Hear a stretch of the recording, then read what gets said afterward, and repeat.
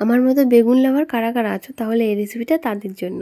3টে শুকনো লঙ্কা প্রথমে একটু গরম জলে ভিজিয়ে রাখবো।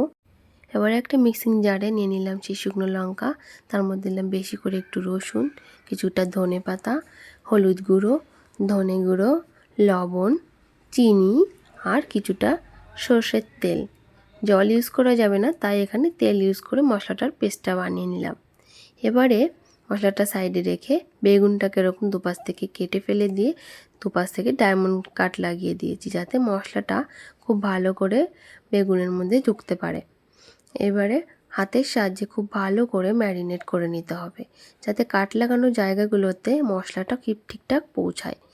10-15 মিনিট রেখে দেওয়ার পরে এবারে কড়াইতে তেল গরম করে বেগুনগুলো দিয়ে ওপর থেকে কিছুটা মশলা এরকম করে মেখে দিয়ে ঢাকা দিয়ে লো ফ্লেমে ভাজতে হবে। কিছুক্ষণ পর একটা পিঠটা মোটামুটি একটু ভাজা হয়ে এলে উল্টে দিতে হবে। এবারে আবারও ঢাকা দিয়ে কিছুক্ষণ ভেজে নিতে হবে। দুপাশ মোটামুটি খুব ভালো মতো ভাজা হয়ে গেলে গরম গরম ভাতের সঙ্গে এরকমভাবে একটা বেগুন দিয়ে পরিবেশন করলে ওহ, জাস্ট অসাধারণ। দেখুন ভেতর থেকে কি সুন্দর সেদ্ধ হয়েছে। এরকম মশলা বেগুন ভাজা কার কার প্রিয় অবশ্যই কিন্তু কমেন্টে জানাবে। আমার তো রেসিপিটা দারুণ লেগেছে।